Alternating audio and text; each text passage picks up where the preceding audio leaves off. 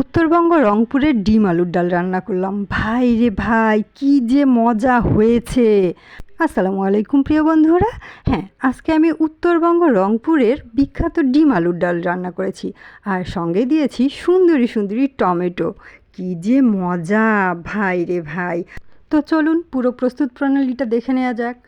লাল লাল মাঝারি সাইজের আলুগুলোকে ভালোভাবে ধুয়ে প্রেসার কুকারে পানি দিয়ে 6 থেকে 7টা সিটি দিয়ে নেব। তো আমার আলুগুলো 6 থেকে 7টা সিটি দেওয়া হয়ে গিয়েছে। তো আলুগুলোর এই অবস্থা হয়েছে।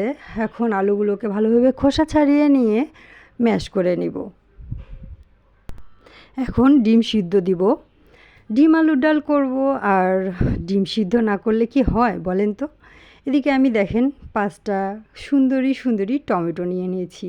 টমেটোগুলো কি যে সুন্দর, একদম লাল টসটসে, মনে হচ্ছে এখনই খেয়ে নেই।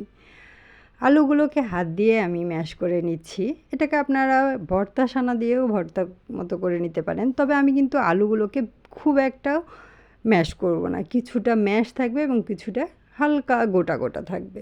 এতে কিন্তু খুবই মজা লাগবে। এখন আমি এখানে দিয়ে দিচ্ছি পানি।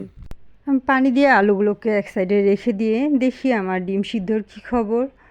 তো হয়ে গিয়েছে আমার ডিমগুলো। এখন আমি এগুলোকে তুলে নিয়ে ছিলে নেব। বাবারে কি গরম!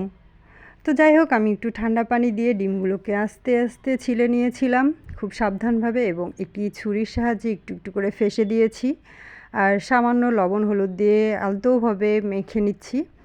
আমি এগুলোকে মেখে এক সাইডে রেখে দিয়ে পেঁয়াজ এবং টমেটো কেটে নিয়েছিলাম, এবং আমি কড়াইয়ে তেল গরম দিয়ে দিয়েছি। দিয়ে এখন ডিমগুলোকে আস্তে আস্তে করে কড়াইয়ে ছেড়ে দিচ্ছি, এবং খুব ভয় পাচ্ছিলাম যেন তেল ছিটে না আসে। তবে যেহেতু লবণ মাখিয়ে রেখেছি, ইনশাআল্লাহ আর ছিটবে না অবশ্য। আমার ডিমগুলো ভাজা হয়ে গিয়েছে। খুব একটাও ভাজবো না, বেশি কড়া ভাজলে আবার শক্ত শক্ত হয়ে যাবে।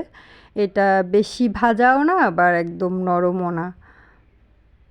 এখন আমি পেঁয়াজ কুচি এবং 2টা তেজপাতা ভাজা তেলের মধ্যে দিয়ে দিচ্ছি।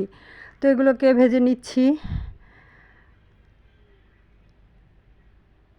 ভাজতে ভাজতে এদিকে দেখছি আজকের আবহাওয়াটা এত সুন্দর, আর এত দুষ্টু মিষ্টি খেলা করছে আমার সঙ্গে। তো এই ফাঁকে আবার আমার পেঁয়াজগুলো ভাজা হয়ে গিয়েছে। এখন আমি জিরা, ধনিয়া এবং হলুদ গুঁড়ো দিয়ে দিচ্ছি। আমি কিন্তু এখানে বেশি মশলা ইউজ করব না, এবং আমি আগে থেকে চিলি ফ্লেক্স করে রেখে দিয়েছিলাম, সেগুলো দিয়ে দিচ্ছি।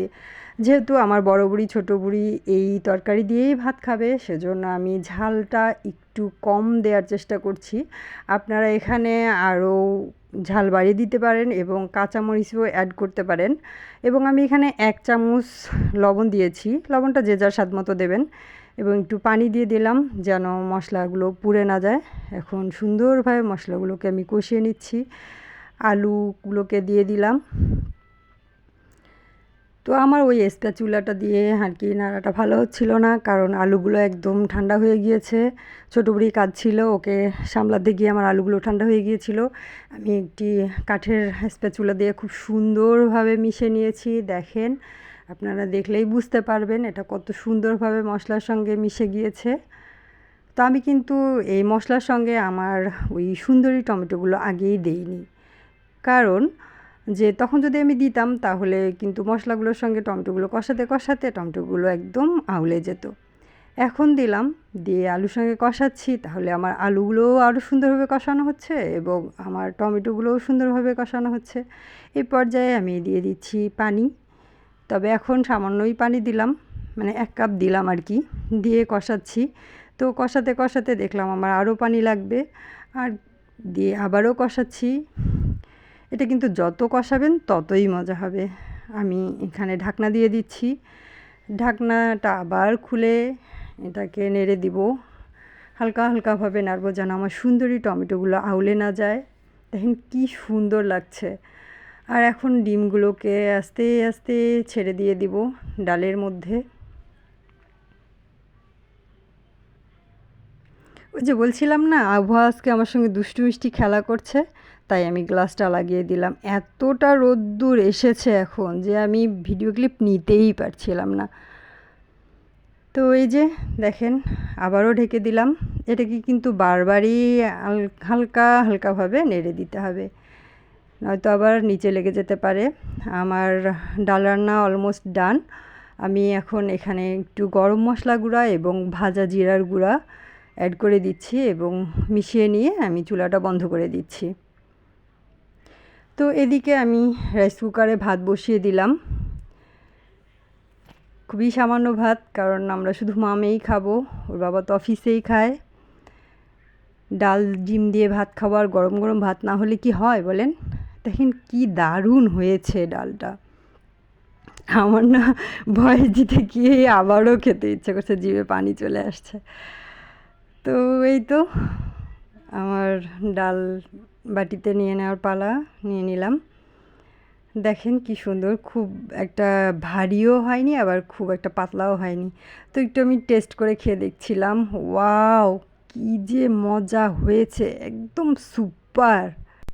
প্লেটে গরম গরম ভাত নিয়ে নিয়েছি, সঙ্গে ডিম আলুর ডাল তুলে নিচ্ছি, আর আছে আমার পছন্দের আলু করলা ভাজি।